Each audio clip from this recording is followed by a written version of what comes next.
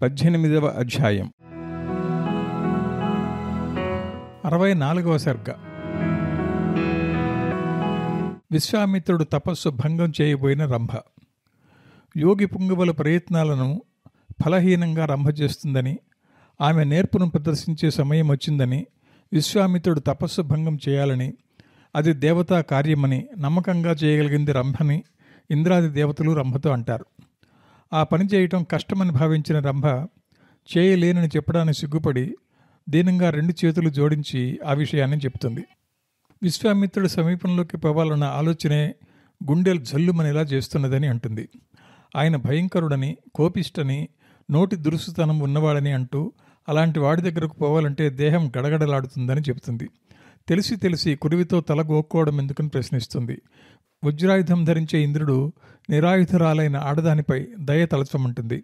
ఆయన వజ్రాయుధంతో కాని పని ఆడదానితో ఎలా అవుతుంది అని తన మీద దయ చూపి ఆ పనికి తనను పంపవద్దని దీనంగా ప్రార్థించింది రంభ.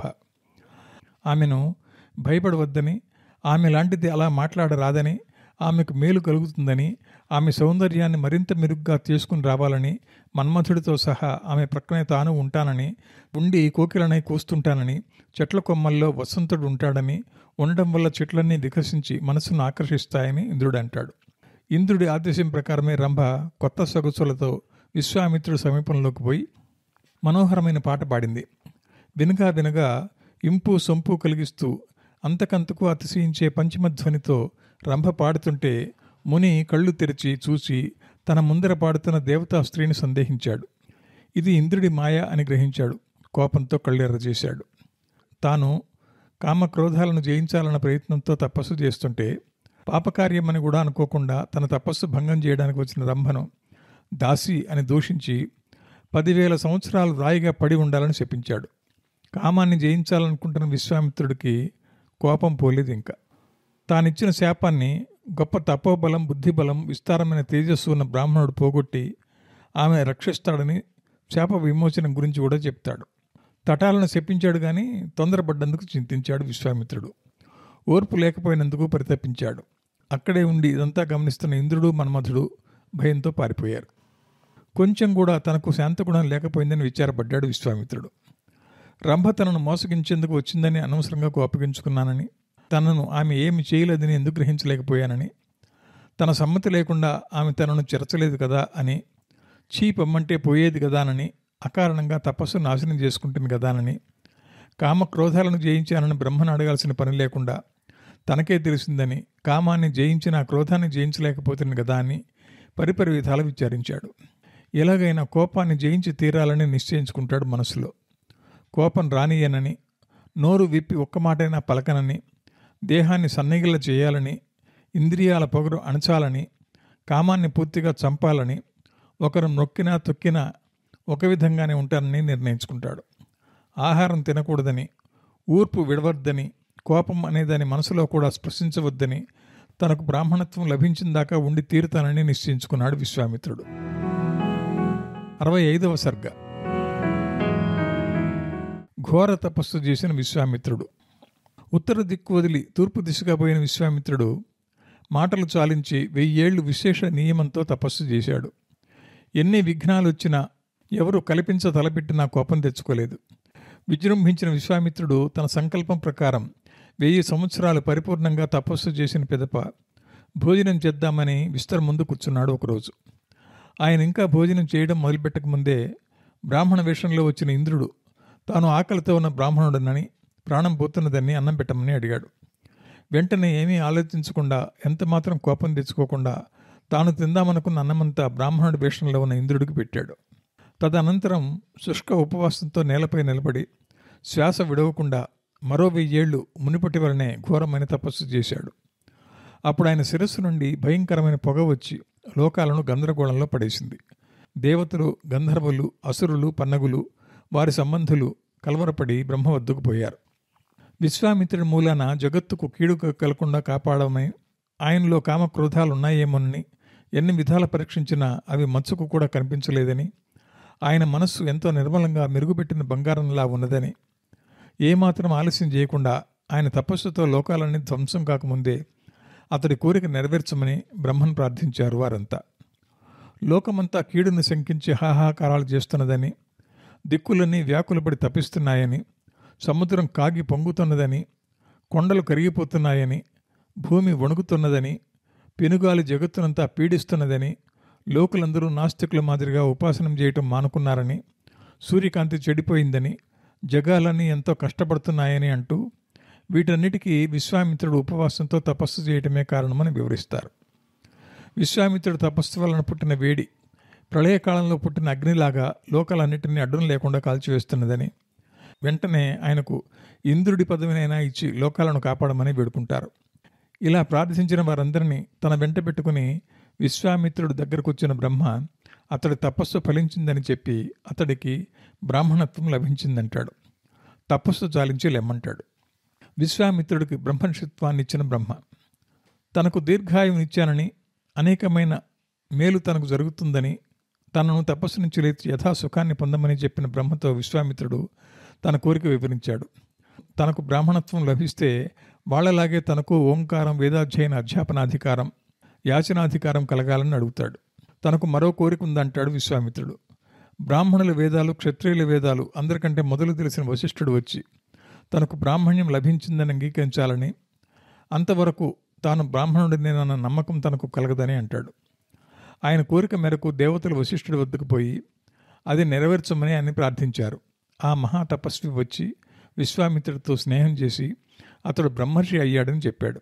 విశ్వామిత్రుడు నిజమైన బ్రహ్మర్షి అయ్యాడని, బ్రాహ్మణులకు అధికారం ఉన్న కార్యాలయాన్నే ఆయన చేయవచ్చని, ఆ అధికారం ఆయనకు లభించిందని దేవతలు చెప్పి వెళ్ళిపోయారు. విశ్వామిత్రుడు కూడా వశిష్ఠుడితో స్నేహం చేశాడు. ఇలా బ్రహ్మతో సమానుడైన విశ్వామిత్రుడు బ్రాహ్మణ్యాన్ని సంపాదించాడని, సంపాదించిన బ్రాహ్మణ్యంతో, ఆ బలంతో తన ఇష్టం వచ్చిన రీతిలో ప్రపంచమంతా తిరుగుతున్నాడని శ్రీరాముడికి చెప్పిన శతానందుడు ఆయన గురువైన విశ్వామిత్రుడు అంతటి గొప్పవాడు ఎవరూ లేరంటాడు. ఆ మునిశ్రేష్ఠుడు చేసిన తపస్సు, ఆయనకు ధర్మమందున్న ఆసక్తి, ఆయన చరిత్రమంతా చెప్పి శతానందుడు మౌనం దాల్చాడు. శ్రీరామ లక్ష్మణులతో శతానందుడు చెప్పినదంతా విన్న జనక మహారాజు చేతులు జోడించి విశ్వామిత్రుడితో ఆయన రాజకుమారులతో తన దేశానికి రావడం వల్ల తన జన్మ ధన్యమైందని, పావనమైందని అంటూ ఆయన తపో మహిమ గుణాలు ఎంత విన్నా తృప్తి తీరదని చెప్తాడు. సూర్యుడు పశ్చిమానికి చేరుకుంటున్నాడని, సంధ్యావందనాది కర్మలకు సమయమైందని, తనకు సెలవిస్తే వెళ్ళి మర్నాడు ఉదయం వచ్చి కలుస్తానని చెప్పి విశ్వామిత్రుడికి ప్రదక్షిణ చేసి వెళ్ళిపోయాడు జనకుడు. విశ్వామిత్రుడు కూడా శ్రీరామ లక్ష్మణులతో, మునీశ్వరులతో తాను దిగిన ప్రదేశానికి సంతోషంగా పోయాడు. విశ్వామిత్రుడి తపస్సు వలన సర్వం అనర్థకమైన కోపాన్ని జయించిన వాడికే తపస్సిద్ధి కలుగుతుందని, బ్రాహ్మణ్యానికి కామక్రోధాలను జయించడం అవశ్యమని అర్థమవుతున్నది. కామక్రోధాల రెండూ రజోగుణం వల్ల కలుగుతాయి. వీటికి ఎంత ఆహారమైనా సరిపోదు. ఇవి మహాపాపాలు, శత్రువులు. తపస్సిద్ధికి జితేంద్రియత్వం అవశ్యం. ఏం తిన్నా, తాకినా, చూచినా, విన్నా సంతోషం కానీ అసంతుష్టి కానీ పడడో వాడే జితేంద్రియుడు. కామక్రోధాలను విశ్వామిత్రుడు జయిస్తే దశరథుడిపై కోపం ఎందుకు వచ్చిందని సందేహం కలగవచ్చు. ఆయన మునుపటి విశ్వామిత్రుడై ఉంటే వాస్తవానికి శపించాలి. అలా చేయలేదు. ఆ కోపం ఆయన కార్యసాధనకు తెచ్చుకున్న కోపం కానీ ఇంతకు ముందులాగా మనస్సులో కాపురముంటున్న కోపం కాదు. విశ్వామిత్రుడు తొలుత రాజు, గృహస్థుడు. భార్యతో సహా పోయి వానప్రస్థుడై తపస్సు చేసి రాజర్షి అయ్యాడు. అడవిలో దొరికే పళ్ళు మాత్రమే తిని తపస్సు చేసి తర్వాత ఋషి అయ్యాడు. అప్పటిదాకా భార్య, పిల్లలు ఆయన వెంటే ఉన్నారు. తర్వాత ఒంటరిగా ఉండి తపస్సు చేసి మహర్షి అయ్యాడు. మహర్షులంతా జితేంద్రియులు కారు. కాబట్టి జితేంద్రియుడు కావడానికి పంచాగ్నుల మధ్య నిలిచి ఆహారం మాని వాయువే ఆహారంగా తపస్సు చేశాడు. ఇంత చేసినా కామాన్ని జయించగలిగాడు కానీ కోపాన్ని జయించలేకపోయాడు. అది కూడా జయించేందుకు మౌనంగా కుంభకంలో ఏళ్ల తరబడి తపస్సు చేశాడు. అప్పుడు అన్నీ జయించి బ్రహ్మర్షి అయ్యాడు. జన్మతో వచ్చే బ్రాహ్మణ్యం కర్మతో రాదు. విశ్వామిత్రుడికి వచ్చిందంటే దానికి ఒక ప్రత్యేకమైన కారణం ఉందనే అనాలి. ఎవరికైనా ఎంత చేసినా కామక్రోధాలు అనివార్యం. వాటిని తనకు వశపడేటట్లు చేసుకున్నవాడే బ్రాహ్మణోత్తముడు. అందుకే బ్రాహ్మణ్యం సులభమైంది కాదు. 66వ సర్గ. రామలక్ష్మణులకు శివుడి విల్లు చూపమని జనకుడికి చెప్పిన విశ్వామిత్రుడు. మర్నాడు ఉదయం జనక మహారాజు ప్రాతకాల కృత్యాలను తీర్చుకుని శ్రీరామచంద్రమూర్తిని తీసుకుని రమ్మని విశ్వామిత్రుడికి కబురు పంపాడు. వారు రాగానే వారి కోరిక ఏంటో తెలియజేయమని అడిగాడు విశ్వామిత్రుడిని. జనక మహారాజా, వీరు దశరథ మహారాజు కొడుకులు. సూర్యవంశాలంకారాలు, మహావీరులు, ప్రపంచంలోనే ప్రసిద్ధికెక్కినవారు. వీరికి నీ దగ్గర ఉన్న ధనస్సును చూపిస్తే వారి కోరిక ప్రకారం అది చూసిన తర్వాత వారి ఇష్ట ప్రకారం వెళ్ళిపోతారు అని రామలక్ష్మణులను చూపిస్తూ చెప్పాడు జనకుడితో విశ్వామిత్రుడు. సమాధానంగా జనకుడు, మునీంద్ర, ఈ ధనస్సు నా దగ్గర ఉన్న కారణం చెప్తాను. నిమికి ఆరవ్వడైన దివ్య మహిమ గల నిర్మల మనస్సు గల దేవరాతుడనే రాజు దగ్గర దేవతలు ఈ వింటిని ఇల్లడగా ఉంచి స్వర్గానికి పోయారు. దేవతలకు ఈ విల్లు దొరకడానికి కారణముంది. దక్షుడు చేస్తున్న యజ్ఞాన్ని ధ్వంసం చేద్దామనుకున్న రుద్రుడు యజ్ఞంలో భాగమైన దేవతలపై కూడా ఆగ్రహించాడు. యజ్ఞంలో దేవతలందరూ వారి భాగం పంచుకుని తనకెందుకు లేకుండా చేశారని, తన భాగం ఇవ్వకపోతే వారందరి తలలు తన దగ్గరున్న వింటితో నరికివేస్తారని భయపెట్టాడు. తెల్లబోయిన దేవతలందరూ రుద్రుడిని ప్రార్థించడంతో సర్పభూషణుడు వారిని క్షమించి ఆయన దగ్గరున్న ధనస్సును వారికిచ్చాడు. దానిని దేవతలు తెచ్చి నా పూర్వీకుడికిచ్చారు. అప్పటి నుంచి ప్రతిదినం పూజలు అందుకుంటూ నా ఇంట్లో ఉంది ఆ ధనస్సు. ఒకసారి యజ్ఞం చేద్దామన్న అభిప్రాయంతో 4 ఎద్దులతో కొంత భూమిని దున్నించాను. అప్పుడు నాగేటి చాలులో ఒక పసిపాప దొరికింది. నాగటి చాలంటే సీత అని నాగటి చాలులో దొరికింది కనుక సౌందర్యవతి అయిన ఆ పసిదానికి సీత అని పేరు పెట్టాను. సీత పవిత్రంగా జన్మించినదే అయినా లోకంలో అందరిలాగా పుట్టింది కాదు. నేను ఆమెను నా సొంత కూతురులాగా సాకాను. సీత వీర్యశుల్కని భావించి ఎవరికీ ఇచ్చి పెళ్లి చేయకుండా ఊరుకున్నాను. అయితే లోకంలోని రాజకుమారులందరూ వచ్చి సీతను తమకిమ్మని కోరారు. అలా అడగటానికి వచ్చిన రాజకుమారులతో సీత వీర్యశుల్కని, శక్తి ప్రదర్శన చేయడమే ఆమెకి ఇవ్వదగిన శుల్కమని, ఎటువంటి వస్త్రవాహనాది అలంకారాలు ఇవ్వాల్సిన పని లేదని, నా దగ్గరున్న ధనస్సును ఎక్కువ పెట్టగలవాడికే నా కూతురు సీతను ఇస్తానని చెప్పాను. వచ్చిన వారిలో ఎవరూ కూడా వింటిని ఎక్కువ పెట్టడం మాట అటుంచి అల్లెత్రాడును ఎక్కించడం కానీ కనీసం వింటిని ఎత్తడం కానీ చేయలేకపోయారు. వచ్చిన వారందరూ బింకపు బిరుదులు గలవారే కానీ నిజమైన బలవంతులు కారని, అల్ప పౌరుషులని తెలుసుకుని వారెవరికీ కన్యని ఇయ్యనన్నాను. వారంతా నా మీద కోపంతో యుద్ధానికి సిద్ధమై నా నగరాన్ని ముట్టడించే ప్రయత్నం చేశారు. అయినా నేను ఎవరిని లక్ష్య పెట్టలేదు. వారందరూ ఏకమై వ్యూహాత్మకంగా 1 సంవత్సర కాలం మిథిలా నగరాన్ని ముట్టడించారు. సాధనాలన్నీ క్షీణించాయి. అప్పుడు దేవతలను నా తపస్సుతో తృప్తిపరిచాను. సంతోషంతో వారు నాకు చతురంగ బలాలనిచ్చారు. ఆ బలగంతో నా విరోధులందరినీ తరిమికొట్టాను. ఇది ఈ ధనస్సు వృత్తాంతం. దానిని శ్రీరామ లక్ష్మణులకు చూపిస్తాను. శ్రీరామచంద్రమూర్తి విల్లు ఎక్కువ పెట్టగలిగితే నేను అదృష్టవంతుడిని, అయోనిజైన సీతను ఆయనకిస్తాను అని అంటాడు. 67వ సర్గ. రామలక్ష్మణులకు శివుడి వింటిని చూపించిన జనకుడు. జనకుడి మాటలను విన్న విశ్వామిత్రుడు ధనస్సును చూపమని కోరాడు. దీర్ఘమైన భయంకరమైన దేహాలున్న 5,000 మంది బలశాలులు జనకుడి ఆదేశం ప్రకారం అందరూ కలిసి ఇనుప పెట్టెతో సహా దాంట్లో ఉన్న పెద్ద వింటిని తెచ్చారు వారున్న చోటికి. దివ్య ధనస్సును తెచ్చామని వారు మహారాజుకు చెప్పగానే తన ఆసనంపై నుంచి లేచి ముకుళిత హస్తాలతో రామలక్ష్మణులను విశ్వామిత్రుడిని చూసి, మునీశ్వర, ఇది జనకరాజులందరూ పూజించే విల్లు. ఎంతటి మహాబలులని పేరున్న వారెవరూ విల్లు ఎక్కుబెట్టలేక గర్వమణిగి అవమానపడి మరలిపోయారు. మానవులైన రాజుల సంగతి అటుంచి దేవతలు, రాక్షసులు, యక్షులు, కిన్నరులు కూడా విల్లు ఎక్కుబెట్టలేకపోయారు. నీకిష్టమైతే చూపదలుచుకుంటే రామలక్ష్మణులకు చూపించవచ్చు అని జనకుడు అంటాడు. విశ్వామిత్రుడప్పుడు మహదానందంతో రామచంద్రమూర్తిని చూసి, నాయనా రామచంద్ర, ఈ ధనస్సును చూడు అని చెప్పాడు. విశ్వామిత్రుడు ఆదేశం ప్రకారం శ్రీరాముడు ధనస్సుండే పెట్టి దగ్గరికి పోయి దాని మూత తెరిచి తాను వింటిని చూశానని, తాకానని చెప్పి ఆయన ఆజ్ఞాపిస్తే బయటకు తీస్తానని అంటాడు. వింటిని బయటకు తీసి ఎక్కువ పెడతానని కూడా అంటాడు. అలానే చేయమని జనకుడు, విశ్వామిత్రుడు చెప్పారు రాముడితో. హరుడి విల్లు విరిచిన శ్రీరాముడు మాత్రం లక్ష్యం చేయకుండా అవలీలగా వింటిని అరచిత్తో పట్టుకుని బయటకు తీసి రాజులందరూ చూస్తుండగా అల్లెతాటని బిగువుగా లాగుతుంటే విల్లు ఫిల్లుమని 2గా విరిగిపోయింది. వింటి అల్లెతాడు ఒక కొన గట్టిగా కట్టబడి రెండో కొనకు అవసరం వచ్చినప్పుడు మాత్రమే తగిలించే విధంగా తయారై ఉంటుంది. విల్లు ఎక్కుపెట్టేటప్పుడు రుజువుగా కట్టెలాగా ఉంటుంది.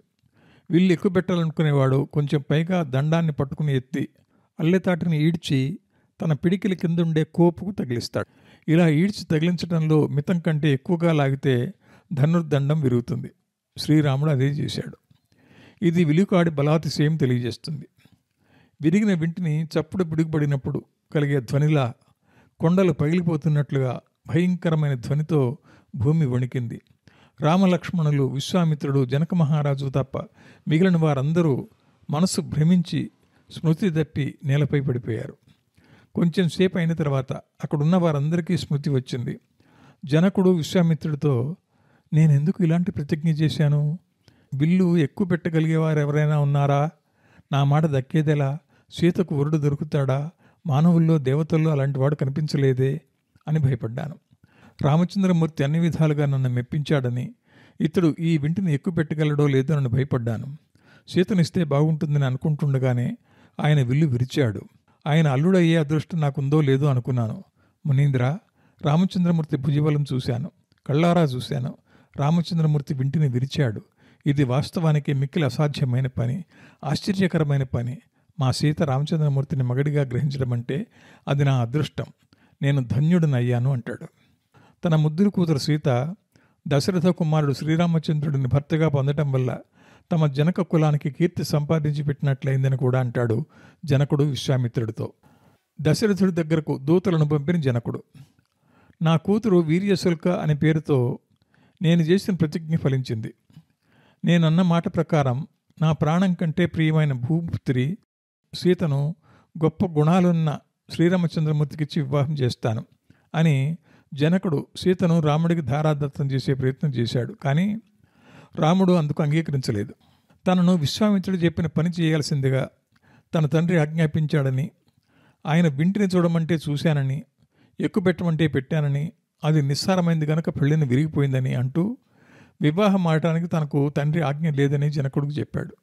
ఆ కార్యం చేయడానికి తన తండ్రి స్వతంత్రుడు కానీ తాను కానని, ఆయన మెచ్చి ఎవరిని చేసుకోమంటే ఆమెనే వివాహం ఆడతానని జనకుడి కోరికను నిరాకరించాడు. రామచంద్రమూర్తి ధర్మం చెప్పాడని విశ్వామిత్రుడు అంటూ దశరథుడిని పిలిపించమని చెప్పాడు. తన మంత్రులు అప్పుడే అయోధ్యకు పోతారని అంటాడు జనకుడు. దశరథ మహారాజా, నీ కుమారులు విశ్వామిత్ర మహాముని రక్షణలో ఆయన వెంట మా నగరానికి వచ్చారు. ఇక్కడ సభవారందరూ చూస్తుండగా రామచంద్రమూర్తి అవలీలగా శివుడి ధనస్సు విరచడం వల్ల వీర్యశుల్కైన నా కూతురు సీతను నీ కుమారుడు రామచంద్రమూర్తికిచ్చి వివాహం చేయదలిచాను. ఈ వార్త మీకు చెప్పి మిమ్మల్ని ఇక్కడికి తీసుకురమ్మని జనక మహారాజు మమ్మ పంపాడు. మీరిక్కడకు రావాలని మా మహారాజు మిమ్మల్ని ప్రార్థిస్తున్నాడు అని నేను పంపిన వారు దశరథుడితో చెప్తారని అంటాడు జనకుడు. విశ్వామిత్రుడు అలానే చేయమని చెప్పగా దశరథుడికి శుభలేఖ రాసిచ్చి దూతలను ఆయన దగ్గరకు పంపాడు జనకుడు. 68వ సర్గ. దశరథుడిని కలిసిన జనకుడి దూతలు. జనక మహారాజు పంపిన దూతలు అతివేగంగా గుర్రాలను పరిగెత్తించి త్వరగా ప్రయాణం ముగించుకొని 3 రాత్రిళ్లు దారిలో గడిపి 4వ రోజు పగలు అయోధ్యకు చేరుకున్నారు. రాజద్వారం దగ్గర కాపలా ఉన్న ద్వారపాలకులతో తాము జనక మహారాజు దూతలమని, ఆయన పనుపును వచ్చామని, ద్వారం వద్ద వేచి ఉన్నామని దశరథ మహారాజుకు తెలియజేయమని కోరారు. రాజుకు తెలియజేసి వచ్చిన ద్వారపాలకులు జనకుడి దూతలొచ్చారని చెప్పగానే త్వరగా పిలుచుకురమ్మని తమ రాజు చెప్పారని, ఆలస్యం చేయకుండా రమ్మని అంటారు. వారు లోపలికి పోయి దేవతలతో సమానుడైన దశరథుడిని కలిశారు. రాజుకు నమస్కరించి వినసొంపైన మృదువైన మాటలతో మొదలు తమ రాజు అడిగినట్లుగా క్షేమ సమాచారాలు అడిగారు. జనక మహారాజు పురోహితులతో, మంత్రులతో, అగ్నులతో కూడిన దశరథ మహారాజు క్షేమం గురించి అడిగాడని చెప్పి, ఇంకొక వార్త కూడా ఉందని, విశ్వామిత్రుడు ఆజ్ఞ పొంది తమ రాజు ఇట్లా మనవి చేయమన్నాడని ఆయన మాటలుగా ఇలా చెప్పారు. రాజేంద్ర, వినుము. నా కూతురు సీత వీర్యశుల్కని నేను ప్రతిజ్ఞ చేశాను. ఆ చంద్రముఖిని వరించాలని ఎందరో వచ్చి బీరము లేని వారై వ్యర్థాశులైపోయారు. విశ్వామిత్రుడి వెంట నీ కుమారులు నా అదృష్టం కొద్దీ ఆకస్మికంగా వచ్చి రాజులందరి సమక్షంలో నిండు సభలో అందరూ చూస్తుండగా శివుడు ధనస్సును రామచంద్రమూర్తి 2గా విరిచాడు. నా పుత్రికను గెలిచాడు. అలా కాబట్టి ఆ మహాబలశాలికి నా సీతనిచ్చి వివాహం చేసి నా కూతురు వీర్యశుల్క అని నేను చేసిన ప్రతిజ్ఞను నెరవేర్చుకోదలిచాను. నా కోరిక తీర్చుకునేటట్లు ఆజ్ఞ ఇవ్వమని అడుగుతున్నాను. రాజేంద్ర, మీరిక్కడికొచ్చి మీ కొడుకులను కోడళ్లను చూడొచ్చు, వివాహం చూసి సంతోషించవచ్చు. నా కోరిక నెరవేరినట్లు అవుతుంది. కాబట్టి మంత్రులతో, పురోహితులతో, హితులతో వచ్చి పుత్రులను చూడండి. ఇలా తమ రాజు చెప్పినట్లు చెప్పి రాజుల వద్ద ఇంతకంటే ఎక్కువగా మాట్లాడడం సమంజసం కాదని ఊరుకున్నారు. దశరథ మహారాజు వెంటనే వామదేవ వశిష్ఠాదులను మంత్రులను పిలిపించి సంతోషం ఉప్పొంగిపోతుంటే వారితో ఇలా అంటాడు. విశ్వామిత్రుడి రక్షణలో కౌసల్య కుమారుడు మన రామచంద్రమూర్తి లక్ష్మణుడితో కలిసి జనకుడి రాజధాని అయిన మిథిలా నగరంలో ఉన్నాడట. మన శ్రీరామచంద్రుడి బల పరాక్రమం చూసి మెచ్చిన జనకుడు తన కూతురునిచ్చి వివాహం చేయనున్నాడట. జనకుడు తలపెట్టిన కార్యం మీకు సమ్మతమైతే ఆలస్యం చేయకుండా పయనమైపోదాం అనగా మంత్రులందరూ ఇది తగిన కార్యమేనని, మంచి సంబంధమేనని అన్నారు. వారి మాటలకు దశరథుడు సంతోషించి ఉదయమే ప్రయాణమైపోవాలి గనుక సర్వం సిద్ధం చేయమని మంత్రులను ఆదేశించి శుభవార్త మోసుకొచ్చిన జనకుని దూతలకు బహుమానాలు ఇచ్చాడు. వారు కూడా ఆ రాత్రి అక్కడే బస చేశారు.